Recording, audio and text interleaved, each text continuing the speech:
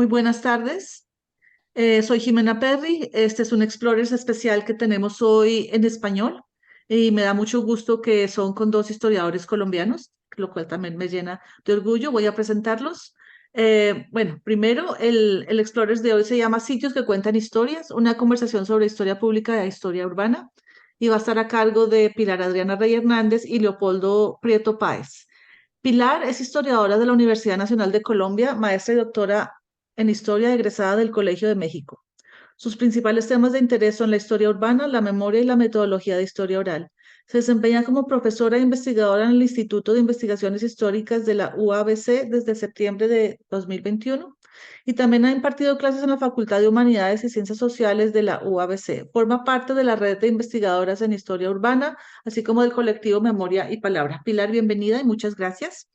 Y también está con nosotros el historiador Leopoldo Prieto Páez. Él es doctor de arte y arquitectura, sociólogo y con una maestría en urbanismo.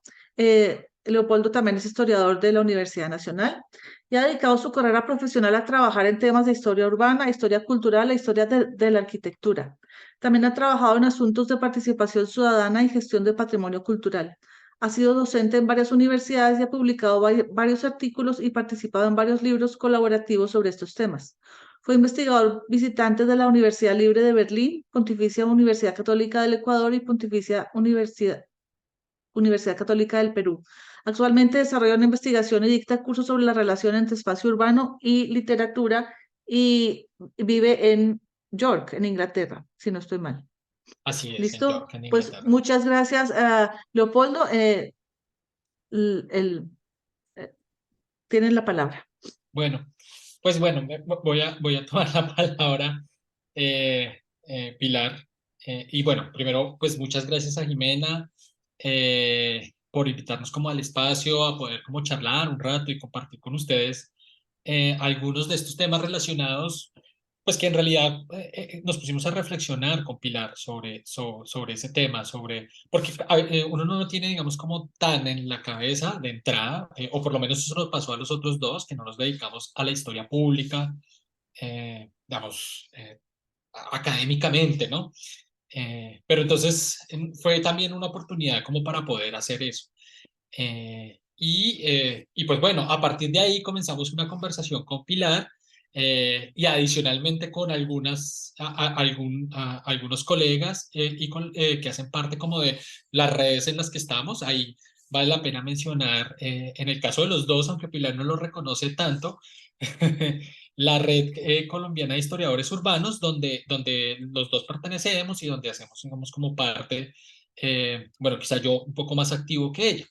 Pero entonces, Pilar, no, nada, yo creo que comenzar un poco sobre eso, porque creo que además los dos tuvimos la entrada a la historia urbana eh, eh, por un tipo, digamos, de abordaje que vincula mucho con la historia pública y que yo no sabía. Entonces, si tú quieres contar un poco acerca de esa trayectoria, de ese vínculo, de esa llegada como muy rápidamente a la historia urbana para luego como hablar un tanto ya específicamente de ese encuentro.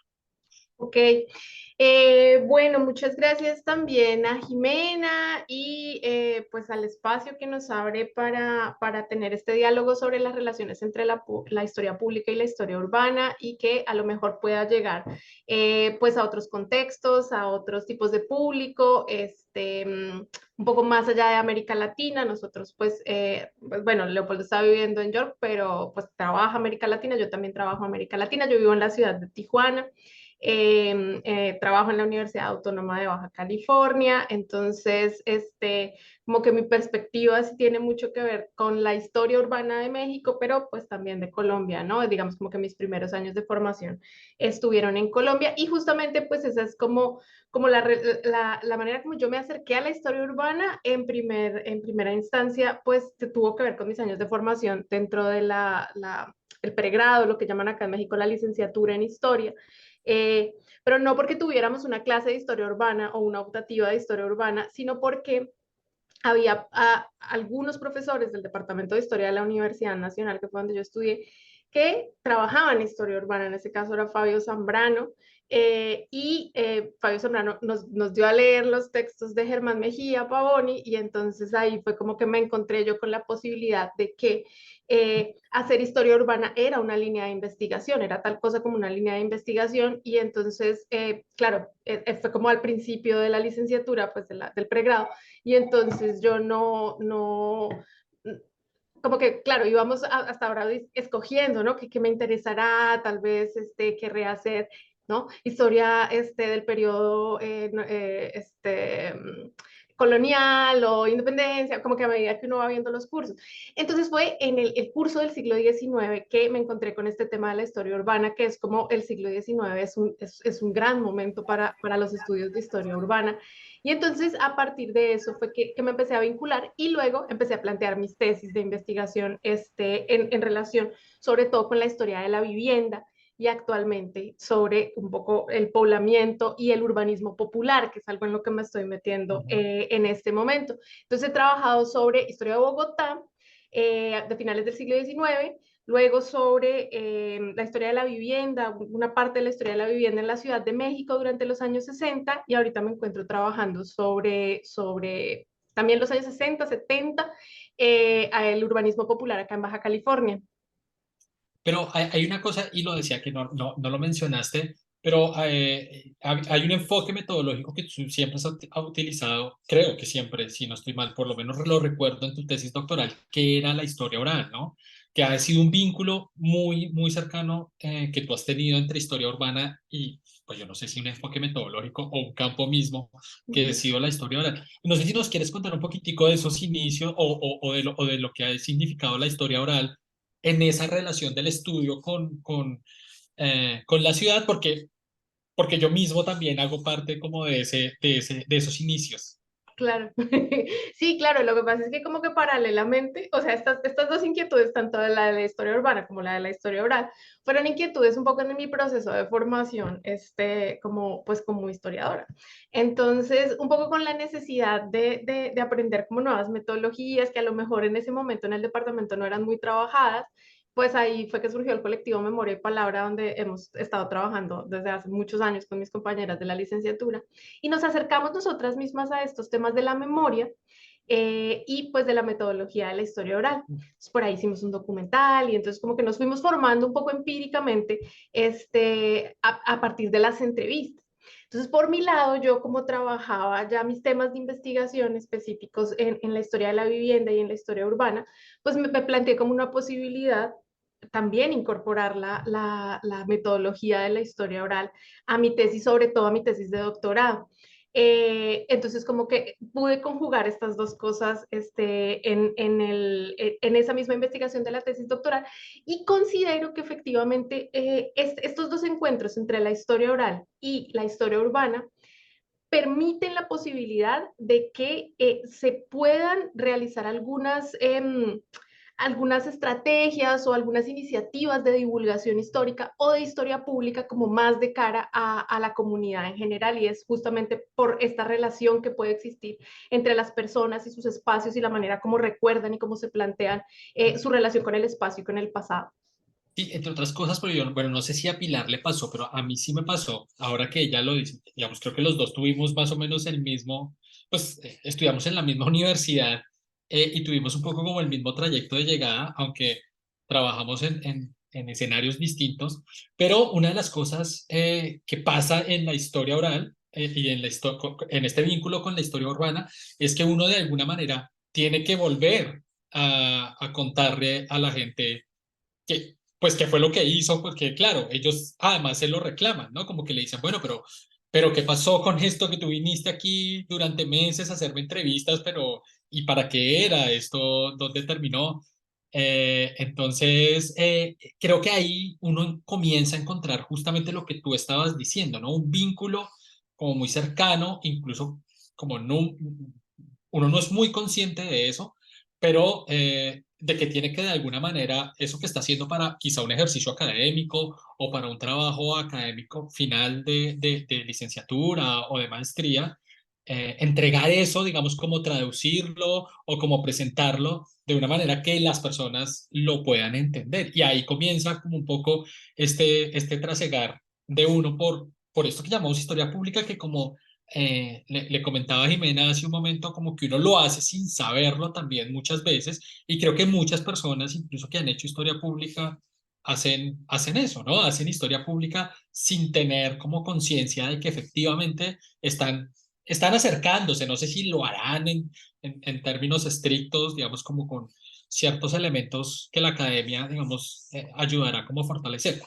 Pero ahí hay otra cosa que me gustaría como saber a propósito de lo que he mencionado, Pilar, y es, ah, digamos, de esas iniciativas que pueden ser tuyas o que tú hayas estado cercana a ella ya como en tu trabajo, de los esfuerzos que se hacen por tratar de presentar la historia de la ciudad a los ciudadanos, a quienes la viven, pues en el día a día, todos los días, siempre, ¿no? O a quienes nacieron ahí. Es que quería preguntarte un poco eso. Eh, eh, Dentro de este ejercicio, si tú conoces o puedes identificar o nos puedes contar algo de ejercicios emblemáticos de cómo se lleva la historia del espacio a las personas, a los ciudadanos, no sin antes darle la palabra a Jimena, que nos está pidiendo la palabra, pero ahí.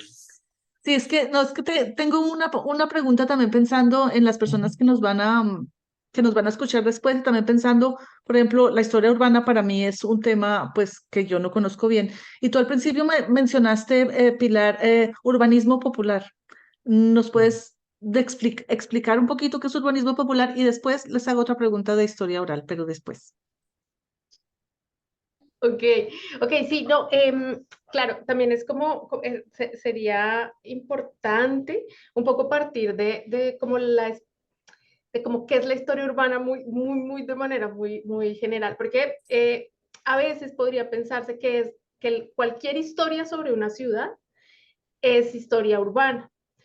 Y pues un poco lo que se ha tratado desde el campo, que es un campo pues no muy amplio, pero que está tomando cierta fuerza, es de insistir en que no todas las historias que ocurren en las ciudades son historia urbana, sino que para que una historia sea urbana, tiene que la ciudad ser la protagonista de esa historia. No, por ejemplo, procesos sociales que pasan en las ciudades o procesos políticos que pasan en las ciudades, sino que es la historia misma, el devenir mismo de la ciudad que conjuga lo físico con lo social, lo que está en el centro del análisis. Digamos, ahí podríamos empezar a partir con que eso sería como una definición muy, muy, muy ligera, muy, muy rápida de lo que es la historia urbana. Ahora, con respecto a lo que me preguntas del urbanismo popular, es que, bueno, hay como muchos temas que se pueden abordar desde la historia urbana. Entonces, yo ponía ejemplo de, hay historia de la vivienda, historia de las infraestructuras, de los servicios públicos, de la relación entre el medio ambiente y los espacios. Hay como muchos temas, ¿no? Que se pueden estudiar. Y dentro de esos, yo he querido empezar a explorar este tema del urbanismo popular porque digamos que habría como dos maneras también de acercarse a la historia de las ciudades. Y una es de una manera como una lectura institucional, ¿no? Como de las políticas públicas que producen, por ejemplo, vivienda o que producen infraestructura o que planean. Pero hay otro lado que es el de la gente, cómo construye las ciudades, ¿no? Es decir, un poco más allá de la política pública. Y es un tema que a mí me ha interesado mucho desde siempre, pero que creo que con este tema que estoy trabajando acá en Tijuana se me está prestando mucho, porque bueno, América Latina, un poco la historia del crecimiento de las ciudades en América Latina está muy ligada a que sea la misma gente la que la construya, ¿no? Lo que llaman como autoconstrucción. Entonces, ese es como el término que estoy empezando a implementar. Obviamente ya lo han trabajado otros autores y autoras, que es ese, ¿no? El de que la gente misma es la que construye el espacio, las viviendas. Por supuesto, sin desconocer que hay unos marcos institucionales, que hay unos marcos económicos que lo permiten, pero digamos como que la gente es como la que diseña y transforma su espacio, ¿no? De alguna manera es lo que se puede llamar de manera un poco despectiva como cuando la gente invade, ¿no? Terrenos. Pensar un poco en eso podría como dar una idea de lo del urbanismo popular. Este, mm, no sé, Leo, si quieras como complementar un poco Sí. de lo que estoy diciendo. No, no, en realidad es que se me viene a la cabeza que, pues ahora que tú lo mencionabas, que se ha vuelto como un campo, pues se ha vuelto un campo muy importante, pero es curioso que se haya vuelto un campo muy importante hace relativamente poco, porque casualmente las ciudades latinoamericanas generalmente están gestionadas a partir de ese urbanismo popular. Es decir, la ciudad que es planeada, que responde a las políticas, a los planes, a los proyectos, es más bien un reducto muy pequeño si se compara con esa enorme ciudad que se hizo por fuera de esos planes, que resultó de un loteo que hizo un urbanizador que tenía una finca o de una lo que tú acabas de decir, ¿no? Como una invasión que se hace a un pedazo de territorio. Esa ciudad es mucho más grande y apenas hace relativamente poco, bueno, ya llevan como unos, digamos, pongámosle unos 30 años por ser generosos, por lo menos en Colombia, yo no sé si en México quizá un poco más, ha tenido como esa atención cada vez más. Pero es que hay una cosa que es interesante a propósito de lo que tú dices, y es que, por ejemplo, en Bogotá, apenas hace 2 años tenemos un museo de la ciudad autoconstruida, que digamos es relativamente conocido y ha sido como muy celebrado en Ciudad Bolívar, allá, además muy bien ubicado, digamos, en la última punta de una de las localidades más pobres de la ciudad, está este museo que además ha sido gestionado por la propia comunidad, me parece que también eso ha sido afortunado. Pero digo que me parece interesante porque en cambio los otros museos que se han dedicado a, digamos, como a estudiar, exponer, contar esa ciudad planeada, incluso alguna ciudad planeada que nunca se construyó, ¿no? Entonces ya se cuenta como un mito dentro de los bogotanos, ¿no? Que aquí estuvo Le Corbusier 3 veces en los años 40 y 50, e hizo un plan regulador para la ciudad, un plan piloto, y que luego vinieron un par de arquitectos aún más famosos, ¿no? Wiener y Serre, e hicieron un plan regulador que se suponía desarrollar ese plan piloto. Esto que les estoy contando es como que lo conocen mucho y se estudia un montón y se vuelve a estudiar y se han hecho miles de exposiciones, pero esa ciudad que ellos proponían nunca se hizo, es decir, casi nada, nada, quedó muy poco, ni siquiera como influencia en posteriores ejercicios de planificación de la ciudad. Pero esa otra ciudad, que sí fue como la ciudad masificada, ¿no? Casi para utilizar esa palabra afortunada de José Luis Romero, apenas ahora tenemos el primer museo, ¿no? Pues un ejercicio ya mucho más sistemático, con presupuesto para mostrarlo a la ciudad, para contarle a la ciudad que efectivamente así fue como se construyó, con esas luchas, con esos problemas, con esas esperanzas, con esos anhelos. Era un poco lo que se me venía a la mente, ¿no? Como ese museo que ahora sí cuenta esa historia, pero que estuvo como esperando mucho tiempo, más de lo que uno cree que debería haber durado esa espera.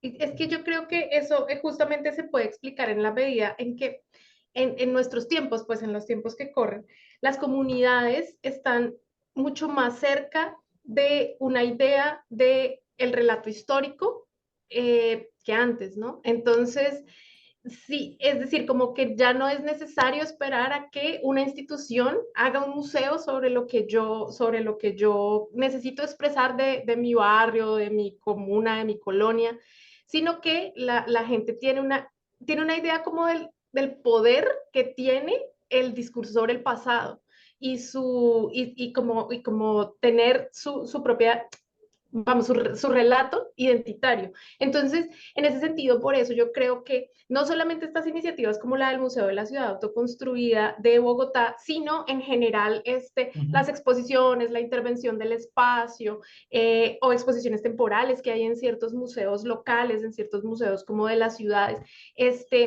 hoy las vemos de manera mucho más frecuente y es porque yo creo que los medios de comunicación eh, las redes sociales han llevado mucho más al discurso público el hecho de que la historia es algo que tiene que ver con todos, ¿no? Y con todas. que todas la hacemos y que nuestro pasado tiene que ver con eso, entonces eso tal vez ha hecho que que veamos más en estas iniciativas, por lo menos en América Latina.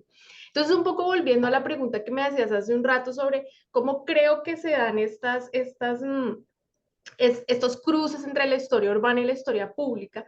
Yo creo que, bueno, ya referimos un poco este tema de los museos, pero que podemos ampliarlo más adelante, pero yo pensaba, por ejemplo, en que hay como una estrategia o una iniciativa que siempre ha ligado estas dos áreas y es la de los recorridos históricos turísticos o la de los recorridos históricos urbanos porque, bueno, eso siempre han existido, y no siempre se hacen pues como que desde la historia urbana, digamos, más especializada, sino que muchas veces se hacen simplemente desde el conocimiento muy general de la historia de unas ciudades, incluso a veces desde como la tradición oral, desde como lo mítico de las ciudades, los espacios míticos de las ciudades, e incluso a veces a partir de bulos, pero siempre han estado como presentes no solamente para el turismo, sino también para los propios habitantes de las ciudades y de las localidades. Y entonces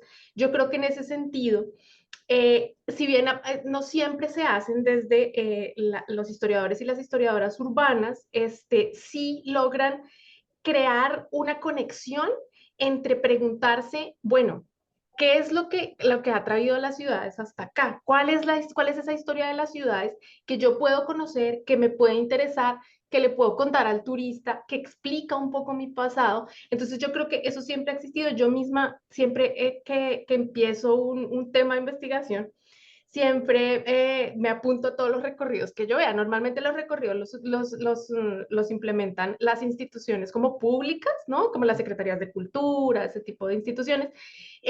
Pero mucho más recientemente, ante pues que cada vez hay más historiadores e historiadoras como formadas, ellos mismos plantean sus propios proyectos de investigación, sus propias iniciativas, un poco, como emprendimientos, por decir así, de hacer recorridos turísticos históricos. Entonces yo siempre me apunto a esos recorridos. En la Ciudad de México me apuntaba cuando empecé con mi tesis doctoral y aquí en Tijuana siempre lo estoy haciendo. Incluso ahora para mis clases de historia urbana estoy intentando implementar esta estrategia como tenemos, es un proyecto piloto ahí que tenemos sobre fotografía, espacio urbano y pues como la historia del centro de la ciudad, que es un poco como lo que más le llama la atención a los estudiantes y a las estudiantes pues de la licenciatura en historia, que es donde yo doy clase. Se me ocurre un poco eso, para empezar, aquí Sí, hay una... antes de darle la pregunta, creo que Marco estaba pidiendo la palabra. Quizá Sí, antes de darse la palabra a Marco, quisiera como mencionar algo en relación con lo que tú estabas contando y es la manera como eso se volvió una especie de ejercicio fundamental, ¿no? Eh, pero, y digo que es muy interesante porque lo relaciono un poco con algo que me contaba justamente una de las investigadoras que hace parte de la Red de Colombiana de Historia Urbana, de cómo en Medellín, por ejemplo, uno de estos grupos eh, eh, de jóvenes, ¿no? Que vivió, bueno, que no vivió la ciudad de ese momento, pero que conocía la historia, comenzó a armar ya un recorrido especializado, que eso es como la manera como se van sofisticando estas iniciativas. Entonces, desarrollaron el recorrido del punk, que fue, digamos, una manera de ser muy importante digamos, la música punk en el Medellín de los años 80 o 90 se convirtió casi como un emblema de la ciudad y estos recorridos se convirtieron, pues fueron haciéndose tan populares que ahora hacen parte casi como de el ejercicio fundamental de colectivo y que tienen una página y que se volvió también hasta turístico. U otras iniciativas que apenas están implementando otras ciudades. Me contaba Sebastián con respecto a Pereira, que allí lo que están haciendo es que lo que tratan de hacer es unir a la institucionalidad con la ciudadanía. Entonces, hicieron todo lo posible para que la alcaldía de la ciudad pusiera las placas en unos lugares que ellos consideran relevantes de la ciudad, como para hacer un recorrido. La alcaldía con digamos, con muchas dificultades aceptó poner estas placas, pero luego ellos, desde la universidad y con unos grupos de ciudadanos, lo que hacen son recorridos en bicicleta para ir contando la historia a partir de ese recorrido que ellos gestionaron. Entonces, que uno comienza a ver es ahí como las intersecciones entre institucionalidades, academia. A veces salen bien esos vínculos, pero a veces no tan bien. Y eso, ahora que hablábamos de los museos y ya para darle la palabra a Marco, claro, lo que tú decías, ¿no?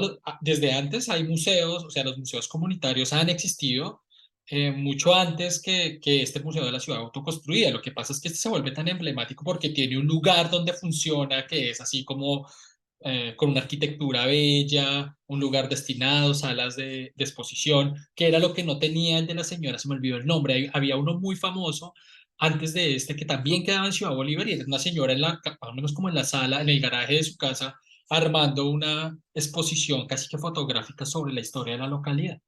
Pero creo que Marco quiere preguntar algo y ahí seguimos charlando.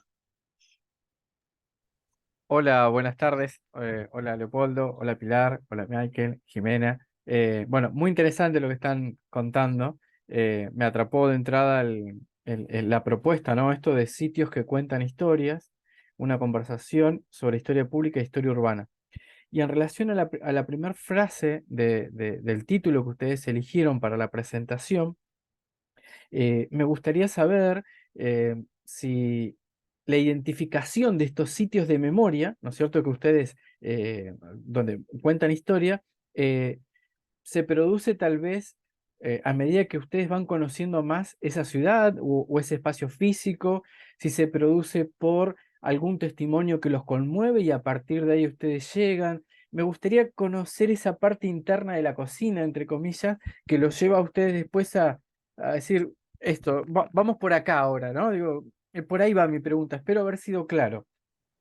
Sí, sí, sí, perfectamente. Pues justo yo quería hablar como en un rato sobre la alusión de los sitios que cuentan historias. Justamente porque era como uno de los temas en los que nosotros creíamos con Leo en esta discusión de, bueno, cómo se cruzan la historia pública y la historia urbana. Y es que justamente están estos lugares de memoria, ¿no? Es decir, como que todas las ciudades cuentan con unos ciertos espacios que llaman más la atención por parte como de la comunidad en general y que se asocia con eventos históricos y que se los suele asociar con, por ejemplo, con una historia de larga data de las ciudades, ¿no? Por supuesto, dependiendo como qué tan antiguas sean o no unas ciudades. Por ejemplo, acá en Tijuana, donde yo vivo, es una ciudad que tiene un poco más de 100 años, no tiene mucho más. Entonces, eso también determina un poco cómo se trazan estos como hitos urbanos. Entonces, un poco en este tema, en esta pregunta que me parece muy interesante sobre cómo es un poco la cocina de esto, yo quería poner dos ejemplos sobre estos lugares que cuentan historias, que como les digo, como yo considero que para una persona que habita una ciudad, y todos los espacios que están asociados con su memoria y con sus recuerdos son efectivamente susceptibles de ser entendidos como lugares a historiar desde el punto de vista de la historia urbana, ¿no? Mi barrio, mi colonia, mi escuela, todos estos espacios creo que son susceptibles de análisis por parte de las personas porque están asociados a la memoria y al recuerdo. Pero yo quería poner dos ejemplos porque son un poco como los que he visto en estas dos ciudades en las que como que he llegado a vivir después ya de grande, que fue la Ciudad de México por un lado, en donde hice la tesis doctoral que fue sobre el multifamiliar de Tlatelolco. Tlatelolco me parece el espacio, digamos, como uno de los espacios más simbólicos de eso que podríamos denominar es un lugar que cuenta historias o un lugar de memoria, porque es un espacio que obviamente siempre ha estado asociado a la historia de la ciudad, ¿no? Desde antes de la fundación española era un espacio como muy importante de tránsito, de un lugar político, un lugar económico, pero que como que en cada momento histórico ha tenido como cierta relevancia. Entonces, durante la Revolución también tuvo su relevancia porque ahí estaban los patios de las locomotoras. Durante, bueno, la llegada de los españoles, pues ahí está una masacre importante. Y luego, digamos, como que ahí pasa mucho, no sé si han visto una película que se llama Los Olvidados de Luis Buñuel, que un poco ocurre en unas habitaciones como muy precarias, que era lo que llamaban la herradura de Tugurios. Bueno, todo esto ocurre en los alrededores de Tlatelolco. Es como que siempre ha estado asociado justamente a momentos históricos muy importantes para la Ciudad de México y para el país. Luego con la construcción de Tlatelolco, con el multifamiliar, entonces ahí, que es como lo que yo estudio en el doctorado, como que empieza a estar atravesado este espacio también por la política pública, ¿no? Como de vamos a transformar la ciudad, la vamos a volver algo más moderno. Llega la arquitectura moderna, la arquitectura funcionalista, luego viene la masacre de Tlatelolco y luego el terremoto del 85. Entonces, como que todo este recorrido histórico ha hecho que Tlatelolco se vuelva, incluso se ha asociado, una investigadora que se llama Eugenia Lier que lo ha estudiado desde el punto de vista de cómo es un lugar de protesta social. Entonces, se lo ha asociado incluso en las guías turísticas desde los años 60, 70, como un lugar que le propone a la gente que vaya y lo vea, en su momento por la modernidad, en otros momentos porque ya se lo asociaba incluso con esto que denominan turismo tanatológico, que está un poco asociada a la muerte y etcétera. Y más recientemente, Tlatelolco se ha vuelto un lugar de protesta social, ¿no? Si al Ángel de la Independencia se va a celebrar, a Tlatelolco se va a protestar. Esto lo dice Eugenia Lier. Entonces, cuando una marcha de cierto colectivo social está, digamos, como protestando, bueno, puede llegar al Zócalo si es por un tema político, pero si es por un tema de reivindicación, por ejemplo, de luchas estudiantiles, de luchas de memoria, suele llegar a Tlatelolco. Entonces, así se va configurando como que este espacio de memoria. Entonces, creo que esa es una manera como de identificar estos espacios. Yo pues llegué a ella de la manera pues más, más ñoña del mundo, que fue pues un poco a partir de la tesis doctoral, pero aquí en el caso de Tijuana, yo pondría un ejemplo y es el de la frontera, ¿no? El del muro fronterizo, que son estos como estos lugares de memoria pues de Pierre Nora, y es el muro fronterizo, sobre todo el que siempre viene la gente a fotografiar, que es como cuando el muro se mete en el mar, que pasa por la playa y se mete en el mar. Entonces es un lugar pues en donde ocurren muchas cosas porque ahí suele haber muchas manifestaciones artísticas, pero también a veces incluso la gente se cruza, pues está la patrulla fronteriza, es un lugar como que mezcla mucho dolor, mucha celebración del arte, pero también esta cosa de que es una ciudad una ciudad fronteriza, es una zona fronteriza. Entonces, este lugar creo que es justamente ese otro ejemplo de estos lugares que cuentan historias. Yo lo dejaría por ahí, no sé, Leo. No, yo creo que has dado como un poco en el punto esencial. Creo que Marcos ya como que incluso tenía como el presentimiento por donde iba, porque justamente es como a partir de esos testimonios que conmueven, que comienza a construirse la posibilidad de contar una historia. Hay varios, pues tú has mencionado unos que no son tan, bueno, no, el de Tlatelolco puede llegar a ser duro en algún momento, pero por ejemplo, bueno, está el del Muro de Berlín, que yo recuerdo que es como ese lugar como que cuenta esto y como que todo el mundo, no, es que cuenta la historia como del mundo en un momento específico, pero también, por ejemplo, está en Bogotá, ¿no?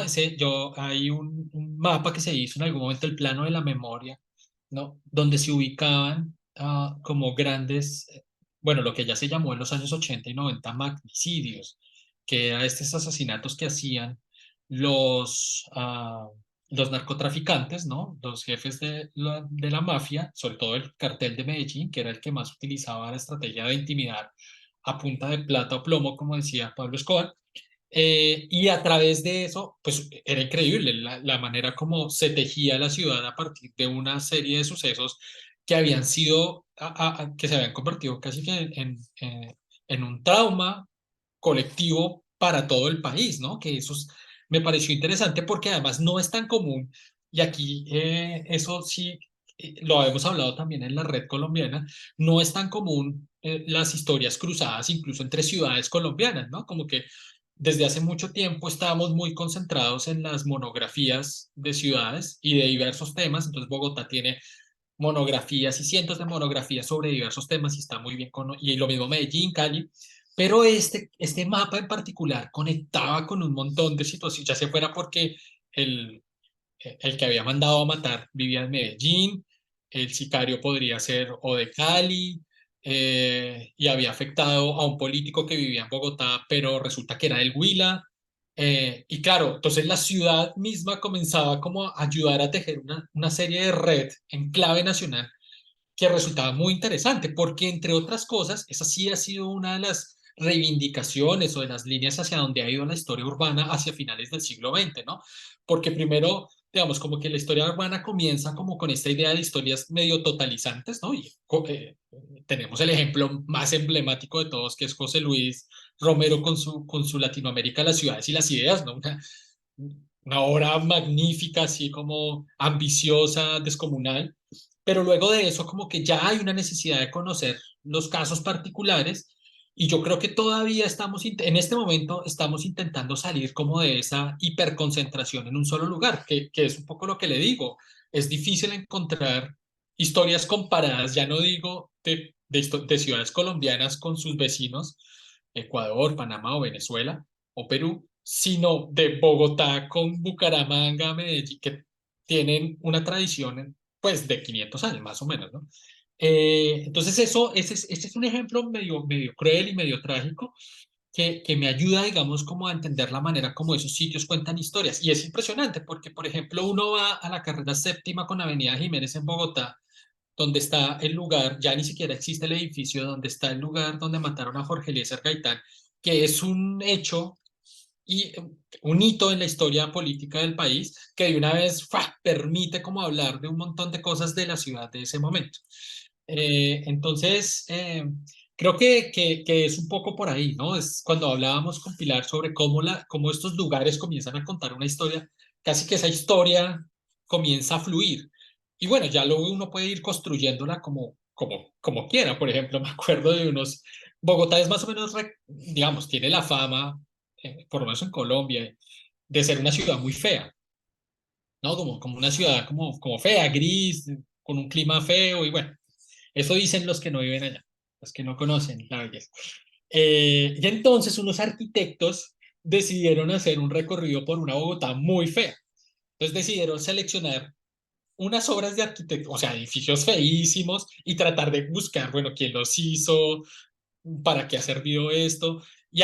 Hay muchos, de hecho, varios de esos edificios salieron en una iniciativa, es así, continental, que se llamaba Edificios Feos, que ya no la volví a ver, de unos chilenos que nominaban semanalmente el peor edificio de Latinoamérica, hacían una selección a final de mes y luego a final de año hacían el gran ganador anual del edificio más feo de Latinoamérica. Pero es un poco así como se van contando estas historias, que es como una alternativa a la más tradicional, que es así, es la que lo conocen los arquitectos, que es casi que por esas, digamos, por esos lugares emblemáticos. Por ejemplo, en Buenos Aires, ¿no? Que uno puede hacer casi que un recorrido por la historia de los estilos arquitectónicos desde el siglo XIX.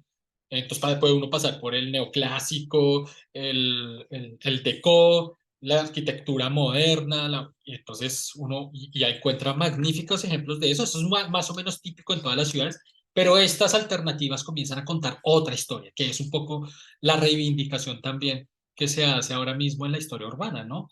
¿Cuáles son estas otras historias de las que no nos hemos percatado suficientemente? Creo que Jimena, no sé si tú querías, creo que... No, pero Marcos tenía la mano levantada Ah, primero otra vez. Ujú. Disculpe, no quiero monopolizar. Era una consulta. Eh, si les ha pasado a ustedes durante su etapa académica en investigación, recogiendo testimonios y demás, que sobre un mismo sitio de memoria existieran tensiones, ¿no? Si se contraponen, si encontraron relatos, narrativas que se contraponían en el sentido y en el significado que se le daba a ese sitio.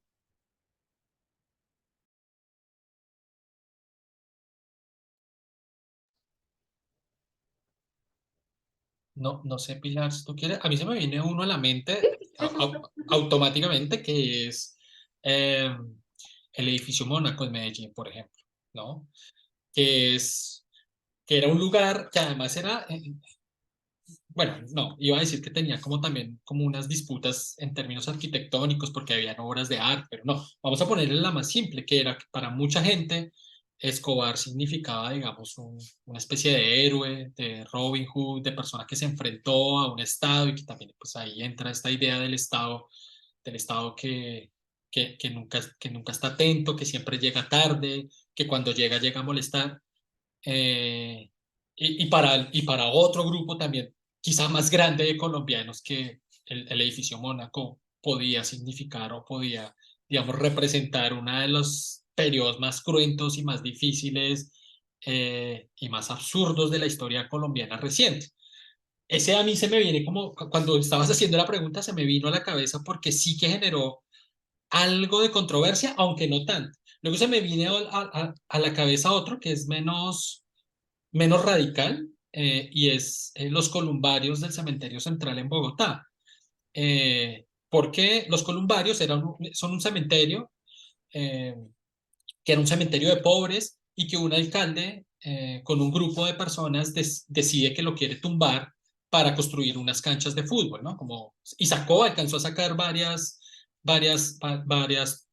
sacó, bueno, todos los ataúdes que estaban ahí, lo dejó desocupado y cuando ya lo iba a tumbar, se le terminó su periodo y ya no alcanzó. Luego cuando volvió muchos años después, intentó nuevamente derrumbarlo para tratar de construir encima las canchas de fútbol y finalmente no pudo, porque había también un grupo muy grande, también de élite. Yo recuerdo que estos no eran los que estaban en contra de este proyecto, no eran solamente personas de la comunidad, sino era pues la artista más importante del país, Beatriz González, ¿no? Uno de los personajes más emblemáticos. Entonces se me viene a la mente así, y claro, es que la ciudad es eso, ¿no? Un escenario de luchas, pues como es la vida misma, yo creo. Pero creo que Marco quería mencionar algo adicional, ¿o? Claro, mi curiosidad, porque hablaste del edificio Mónaco. ¿Qué pasaba en ese edificio? Ahora no sé, muy breve, si me podés contar un poquito de qué se trata eso, por qué esa tensión. Ah, sí, no, perfecto, porque el edificio Mónaco era el lugar donde Pablo Escobar lo había construido él, creo, ya no estoy seguro si lo había construido él o lo había comprado cuando ya estaba construido, pero era Lo compró. donde vivía él con su familia, en un lugar muy exclusivo de la ciudad de Medellín, ¿no? Entonces se convirtió como un emblema, porque además creo que compró el edificio completo y vivía en cada piso. eh, bueno, alrededor de eso también además se generan tantos mitos, pero fundamentalmente era por eso. Y había una escultura de un personaje muy reconocido aquí, un artista que se llamaba Gabriel Arenas Betancourt, si no estoy mal, eso me contó Eulalia, ¿no? Y tenía una escultura que se llamaba La Familia y tampoco sabían qué hacer con la escultura cuando ya demolieron el edificio, como, ¿qué hacemos con la escultura? Este lo compró, lo mandó a hacer, bueno. No sé si Pilar, ¿quieres mencionar algo de eso? Sí, sí, pero es que me gustaría pedirle a Marco que me repitiera la pregunta porque no estoy segura si la entendí bien. La pregunta, Pilar, es si ustedes durante este proceso de trabajar con historia urbana identificaron sitios de memoria donde se confrontaran relatos, donde para un grupo significaba algo, no sé, idolatrar a alguien, por ejemplo, y el otro un rechazo, un repudio absoluto, y ya que está, tiro la otra, ¿qué pasaba con la institución, poner el municipio, o la alcaldía, cómo mediaban eso? Digo, porque ustedes lo dijeron bien, digo, en toda tensión, en toda comunidad hay tensiones, ¿no? Pero bueno, eso era un ejemplo solamente que estaba buscando para entenderlo, digamos. Sí, claro. Sí, no, en general, sí lo había entendido bien, pero no quería empezar a hablar y luego como de otra cosa. Pero estoy de acuerdo con lo que dice Leo y es en el sentido de que pues todos los espacios urbanos, sobre todo pues en los últimos, bueno, no, en general la historia de las ciudades, como la historia moderna, ha sido un espacio de disputas por lo urbano, ¿no? Por el lugar central, eh, bueno, todo el fenómeno que ha venido en los últimos años de cómo los espacios se van disputando un poco por un tema económico más que nada. Entonces la ciudad pues es un lugar de disputa. Entonces, bueno, un ejemplo que yo podría poner, así otra vez es Tlatelolco, que efectivamente significa cosas diferentes para diferentes personas. Digamos como que para los movimientos sociales o la comunidad estudiantil representa un lugar mucho más asociado a la violencia de Estado, ¿no? A los crímenes de Estado, pero para la comunidad que vive en Tlatelolco significa otras cosas, porque digamos como que antes de que Tlatelolco existiera, ahí durante muchos años estuvo abandonado, entonces como que allí confluyeron como las aspiraciones sociales de todas estas personas que se fueron a vivir allí, es multifamiliar enorme, entonces como que la gente que ha vivido durante muchas décadas en Tlatelolco ha querido asociar más su espacio hacia pues un lugar donde se cumplieron sus sueños, un lugar donde es posible vivir en familia, un lugar donde puede tener manifestaciones culturales, donde cabe todo el mundo, donde cabe todo el relato de la ciudad y no solamente el espacio asociado a la violencia, ¿no? Que es un poco lo que marcó la masacre del 68 para su espacio.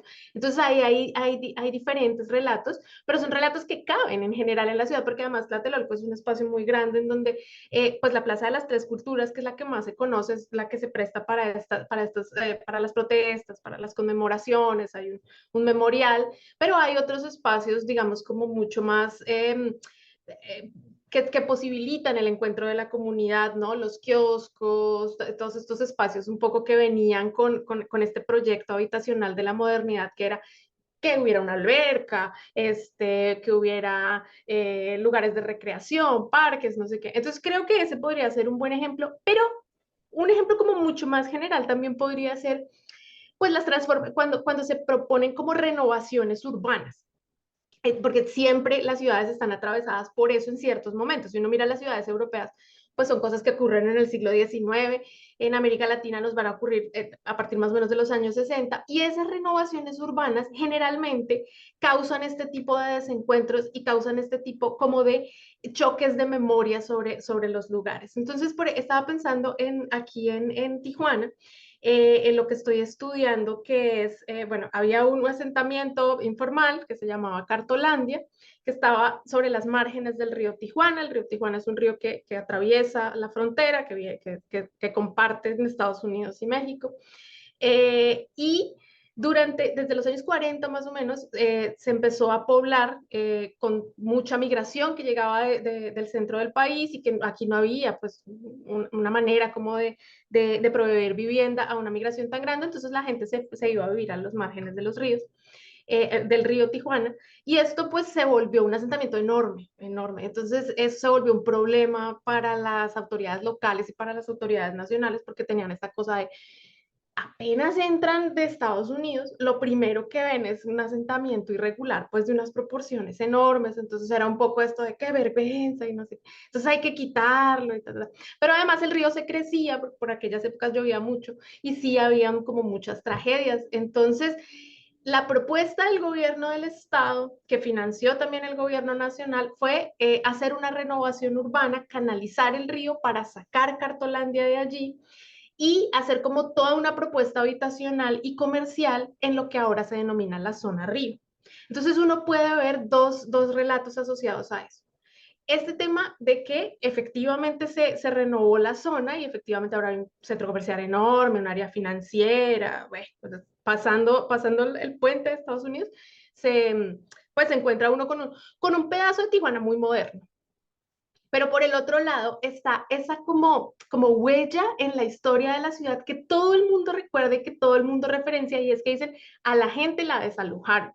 Y entonces ahí hay una herida que no cierra. Entonces ahí hay como dos relatos respecto a, ok, hay progreso material, pero también hay una idea de que pues de que la gente le fue incómoda en cierto momento pues a las administraciones locales y a la administración nacional. Entonces yo creo que ese podría ser un buen ejemplo, pero las ciudades están llenas de esto. Y por ejemplo, estaba pensando, ya para terminar, en el tema de los monumentos, ¿no? Que es una cosa muy reciente que ha empezado a discutirse en las ciudades, no solo de América Latina, pero del mundo, respecto a los diferentes significados que pueden llegar a tener un monumento y la derriba de un monumento en cierto momento de protestas, como fue el caso de Colombia en el paro del 2021. Sí, que ese del monumento me parece. Ah, bueno, sí, no, No, si quieres. es que tengo una pregunta antes de que se me olvide porque está muy relacionada con lo que está diciendo Marcos y con lo que estabas mencionando tú, Leopoldo, del edificio Mónaco de Pablo Escobar. Bueno, pues primero también para decir que la memoria, como las ciudades, son lugares de disputa. No hay un lugar más disputado que el de la memoria. Eso siempre es una tensión constante. Bueno, eso es un comentario. Em, Hace como un mes me enteré de que habían demolido en Medellín el Museo de Pablo Escobar, el cual yo no sabía que existía. Entraron, después de muchos años de intentos de quererlo derrumbar, no habían podido hasta que por fin entraron los bulldozers y lo acabaron, que revivió toda la discusión que hubo cuando derribaron el edificio Mónaco, que había personas que no lo querían derrumbar, otras personas que sí lo querían derribar y que ahora es un parque de memoria. Yo quiero saber no tanto lo que dicen los historiadores, sino ustedes, ¿cuál es su opinión como historiadores con respecto a la memoria? ¿Esos lugares los debemos quitar o los debemos preservar? Vas, Leopoldo. No sé, es que yo, bueno, creo que tú tienes una posición, digamos, porque la pregunta de Jiménez es ¿qué posición tenemos? A mí, en realidad, yo siento a veces viendo los toros desde la barrera, porque justo iba a decir algo en relación con esto, con algo que se vuelve opción, digamos, como un escenario de disputa que nunca fue. Estaba pensando en el monumento a los héroes. Era un monumento relativamente feo, que a nadie le interesaba, estaba a la mitad de una avenida. Allá estaba el monumento a Bolívar, que había sido parte de la celebración del centenario de la independencia en 1910, pero nadie sabía y a nadie le importaba, ¿no? De un momento a otro viene el proyecto del metro y dice que lo va a tumbar, y bueno, algunos patrimonialistas, pero en realidad fueron pocos, unos cuantos académicos, no, ¿cómo van a tumbar el patrimonio? ¿Qué van a hacer? Eh, pero luego viene el paro del 2021, ¿no? Y los jóvenes convierten ese lugar en el lugar de reunión, un lugar además de reunión inédito, porque allá nunca había llegado una protesta para nada. Y lo pintaron y lo transformaron. Y luego, bueno, lo sacaron de allá, como que, bueno, se acabó la protesta o amainó. Y luego son los militares los que no quieren que lo tumben, pero que lo recuperen, porque como lo volvieron y al final, bueno, lo tumbaron, ¿no? Pero fue como que todas las disputas pasaron muy rápido y no hubo tiempo de procesarlas, pero se fueron. Ahora bien, yo no sé si con lo que pasó, creo que ahí Pilar tiene como, ella ha reflexionado, además, ha escrito sobre eso, sobre lo que pasó con los monumentos, que eso ya había ocurrido en Perú, en la Plaza de Lima, ¿no? Con el monumento a Pizarro, que al final sí lo tuvieron que sacar, que aquí en Bogotá se volvió algo como inédito, ¿no? Quitar al fundador de la ciudad, Gonzalo Jiménez, derrumbarlo, ¿no? Escoger y tirar al piso algo que no lo habíamos visto. Yo no recuerdo haber visto esto. Pero creo que ahí sí Pilar tiene más para decir porque estuvo reflexionando y escribió justamente sobre eso. Sí, y es que, gracias, y es que pues lo escribimos con memoria de palabra sobre lo de los monumentos que se derribaron en el paro del 2021. Entonces, nosotros ahí tenemos una posición como clara respecto al derribo de monumentos, eh, pero claro, aquí se cruzan varias cosas, y es que Jimena nos pregunta, por ejemplo, por cuando se derriba un museo que puede llegar a ser polémico, ¿no? O sea, como que representa solamente como los intereses de un cierto sector de la sociedad, pero no lo recoge a todo, pero hay que tumbarlos, hay que quitarlos del espacio porque llegan a ser molestos en cierto momento respecto como al recuerdo, a la memoria en ese momento como hegemónica, la que vaya mandando la parada. Entonces, es una cosa como complicada, pero yo a lo que le apuesto justamente es que esas cosas siempre tienen que ser mediadas por el diálogo entre lo que piensan las comunidades en su diversidad, la academia que tiene que decir también, aunque bueno, pues no tendrá que decir algo, pero pues no necesariamente tomar la decisión, y las instituciones un poco de patrimonio como mediadoras, ¿no? De esos encuentros y desencuentros.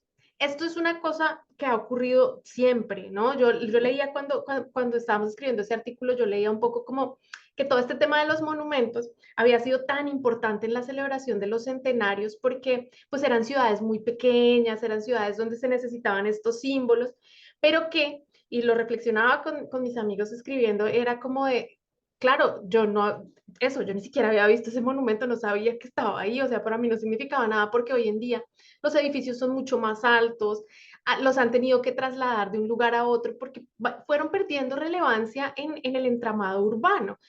todo es más alto que ellos. Los buses de Transmilenio son más altos que los monumentos. Pasan pasos a desnivel, se transforman las vías. Entonces los monumentos van perdiendo relevancia. Tal vez un monumento que pudo haber estado 100 años en una esquina, simplemente lo pasaron para debajo de un puente y la gente lo dejó de ver y a la gente le dejó de importar. Entonces, esa relevancia obviamente se tiene que ir analizando y una cosa que tal vez fue muy importante para una generación, ¿no? Que fue la de 1910 o la de 1860, pues tal vez para esta generación ya no es tan importante y entonces hay que preguntarnos, entonces, ¿cómo queremos estar representados, ¿no?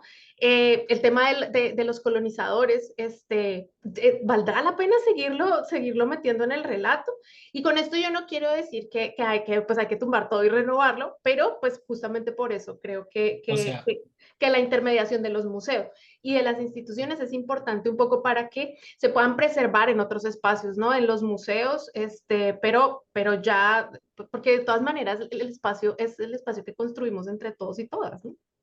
o bueno, o también puede ocurrir que uno de esos monumentos se convierta en el eje de la ciudad, como sí pasó, es decir, como pasa en la Plaza San Martín de Lima, es el lugar fundamental de la ciudad, sin duda. Allá llegan las protestas, las marchas, las convocatorias, las alegrías, las tristezas, las rabias colectivas. Desembocan en esa plaza, no en la Plaza de Armas, ¿no? Que es interesante, que fue el monumento construido para celebrar el centenario justamente en el 21. O sea, quiero decir, a veces ocurre que hay una especie de consenso, es decir, allá llegan los de izquierda y los de derecha y o sea, todos llegan a ese lugar como que de alguna manera los representa, que también eso puede ser interesante desde cierto punto de vista, ¿no? Como, y marca la ciudad y la estructura urbana no cambia desde entonces y la plaza fue diseñada para ese monumento y ahí está desde entonces que es el otro, digamos, sería como el otro, la contracara. Pero Marcos quiere como mencionar algo, contar algo. Sí, primero decirles que me encanta lo que están contando. Estoy como muy anotando y demás. Esta pregunta que ofreció Pilar recién, ¿cómo queremos estar representados? Yo la agregué en los sitios de memoria urbana, ¿no? La anoté en mi cuaderno porque me va a servir para un programa que estoy pensando. Y después le quería contar dos ejemplos muy chiquititos. En San Carlos de Bariloche, en la zona andina de la provincia de Río Negro, en Patagonia, Argentina, hace poquito tiempo se derribó un monumento que es el monumento al general Roca, quien fue el militar argentino que en 1879 encabezó la campaña al desierto, como se le llamó aquí. Luego de mucha disputa y debate, se saca ese monumento. En esa ciudad muy emblemática, porque es turística, porque tiene un montón de condimentos, y ahí se saca, ¿no? Eh, Aquí en Neuquén el monumento continúa, estoy en la ciudad de Neuquén, también Patagonia Norte, de Argentina, eso está. Digo, como para mostrar que no todas las ciudades, ¿no?, resuelven de la misma forma, y eso no quiere decir que se acepte ideológicamente o políticamente lo que hizo Roca, sino que, no sé, tiene otro sentido o llegará el momento en que se decida más fuertemente o no. Ese es un ejemplo. Y el segundo ejemplo, donde es en la ciudad de Neuquén, capital, en el monumento del General San Martín, que es como el punto cero de la ciudad, el kilómetro cero, allí nos reunimos cuando eh, ganamos el mundial, ¿no? Algo positivo, todo el mundo confluye, o cuando hay una marcha sindical o gremial muy fuerte, o los 24 de marzo de cada año, cuando renovamos, ¿no? Esto de repudiar lo que fue el golpe de Estado cívico-militar. Digo, en ese espacio físico, en ese monumento, confluye todo. Todo lo que se... Es como, ¿a dónde nos reunimos? El Monumento General San Martín y de ahí partimos. Entonces, quería contar esos ejemplos porque me parecen que dan cuenta de las diferentes interpretaciones que le damos y lo que significa para uno una cosa y a veces para todo distintas cosas.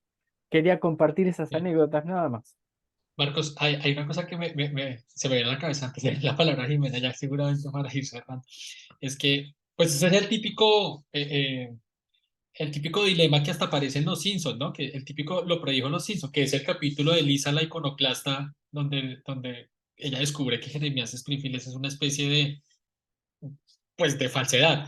Y lo decía que me recordaba porque yo no sé qué pensarán los peruanos o muchos peruanos, sobre todo estos que reivindican como la independencia y contra la hispanidad, si se, si se enteraran que la plaza fue diseñada y el pedestal creo que también fue diseñada por un español, Manuel Piqueras Cotolí, que lo contrató. Eso, ojalá que, bueno, no sé, pero eso no entra en la disputa, por lo menos, eh, porque no sé qué podría pasar. Creo que Jimena quiere mencionar algo. Sí, no es para ir cerrando, tenemos tiempo, no, sino que esto también me trae a la memoria un ejemplo chiquito que voy a mencionar. Cuando murió Tiro Fijo era el líder de las Armadas Revolucionarias de Colombia, las FARC. En Venezuela se hicieron dos bustos en su honor, uno en un barrio que creo que se llama una fecha de enero, y otro en la frontera que se llamaba en el Amparo. Entonces, un político venezolano, Leopoldo López, porque eso creó mucho malestar en Colombia, obviamente, y el presidente era Álvaro Uribe. Entonces, pues se imaginan las tensiones colombo-venezolanas se pusieron muy feas. Entonces, Leopoldo López dijo que para congraciarse con Colombia iba a tumbar el busto de Tiro Fijo en la frontera, y fue y lo tumbó, pero el busto que tumbó por equivocación fue uno de Fidel Castro, pensando que era el de Tiro Fijo.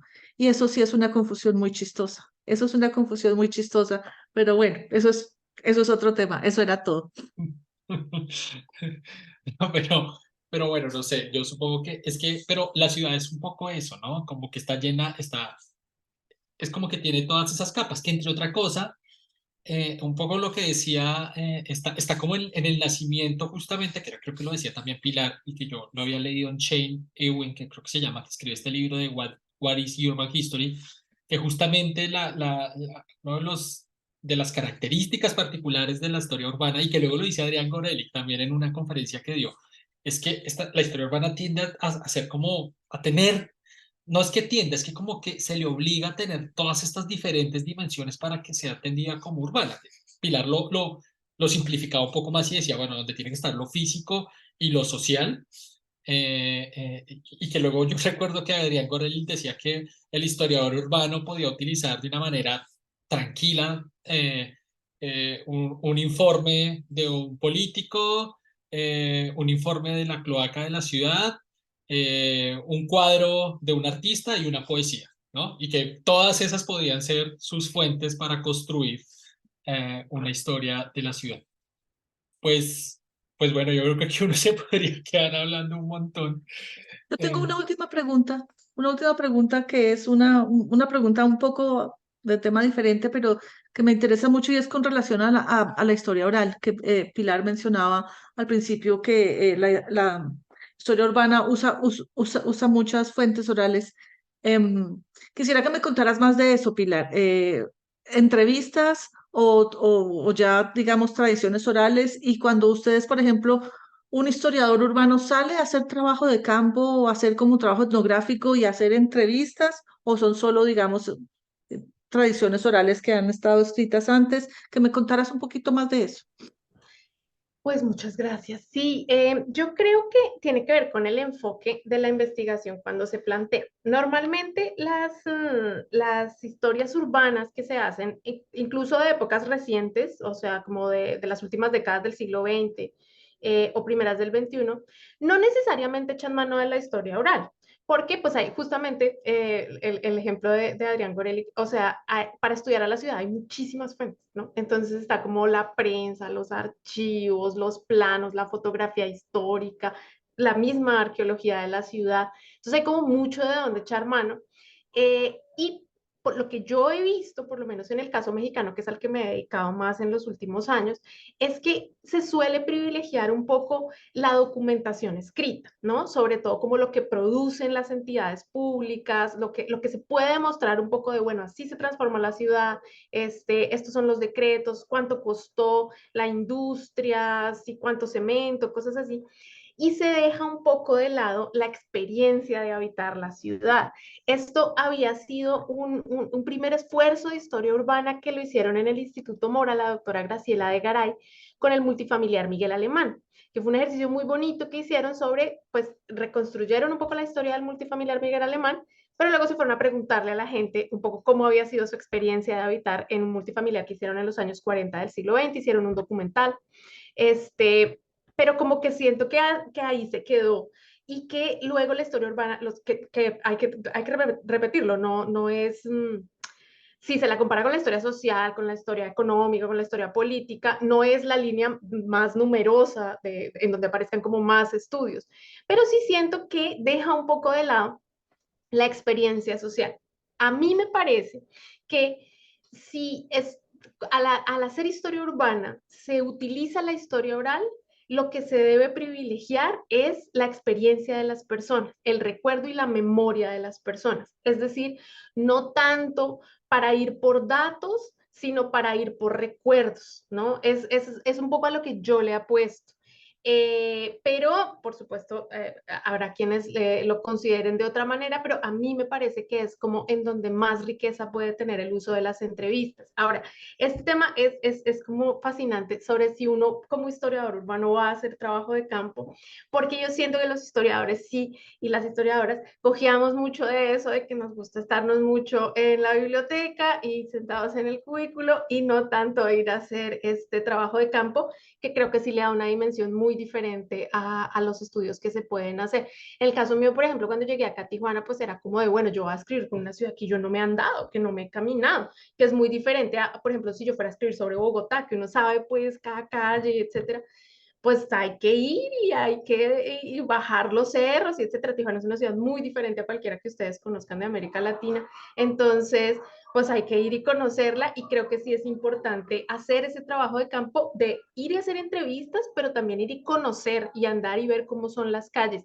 Para eso lo chévere es que pues cuando uno da clases, los estudiantes de licenciatura sobre todo son siempre los más animados y las más animadas de ir a hacer trabajo de campo con uno. Entonces yo creo que estoy iniciando con eso, sobre todo porque estoy trabajando, bueno, trabajo siglo XX como mediados de siglo XX, entonces eso le da como una perspectiva diferente a si uno está trabajando como el 19 o incluso el 18.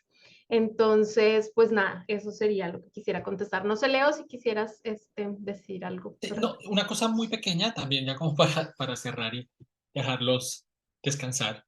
Es que yo sí creo que es que tengo la sensación, ahora no lo puedo decir como contar, porque digamos, no lo he estudiado, simplemente es como una especie de percepción que tengo a partir de lo que he hecho, y es que el tema de la historia urbana y ese vínculo con la historia oral sí comenzó antes, que, mejor dicho, comenzó fuera de la academia, antes de que llegara, digamos, como a la academia. Porque lo que creo que se lo estaba contando a Jimena antes de comenzar, esas iniciativas que hubo, que fueron institucionales, que cuente la historia de su barrio, que además se llamaba así, ¿no? Como Recuerdos de mi barrio, que fue el primer programa que me lo contó la colega, esta colega que hace parte de la Red Colombiana de Historia, que está haciendo un trabajo sobre eso, Eulalia. Ella me contó que el primer programa de estos fue en Cali en 1984, Recuerdos de mi barrio. Luego hubo uno en Medellín en 1987 que se llamaba Medellín Concurso Escriba la historia de su barrio.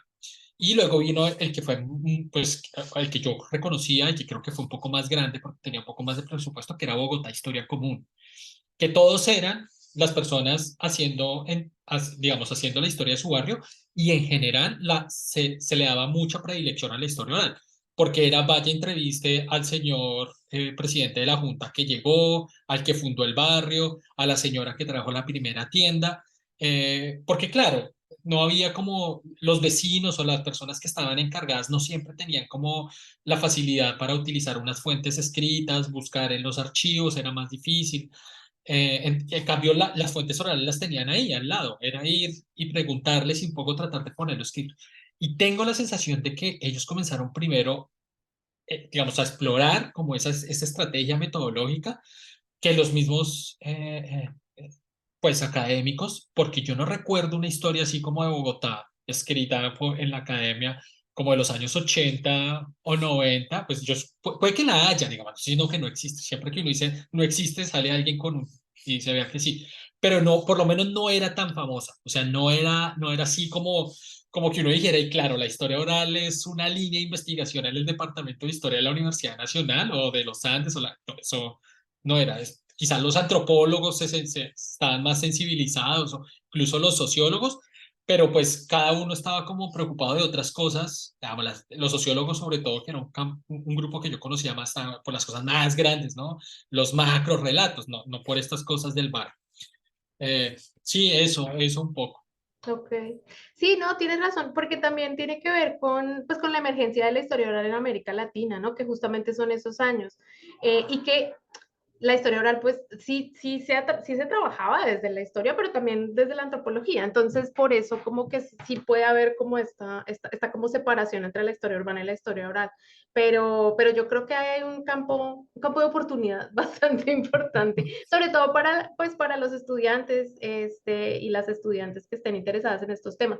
Por ejemplo, aquí en Tijuana, yo creo que es un tema que tiene muchísimo potencial, porque como les contaba, pues es una ciudad que tiene pues relativamente poco tiempo de haber sido fundada, entonces como que los temas son muy del siglo XX y hay mucho esta pregunta, pues obviamente por la frontera, pero también un poco por cómo ha crecido la ciudad y una de las principales fuentes sí es acá la historia oral, o sea, aquí en Tijuana no existe tal cosa como puede pasar todavía en otras partes que digan que la historia oral es polémica o es una fuente que tal vez aquí no pasa eso porque es una de las principales fuentes que tenemos.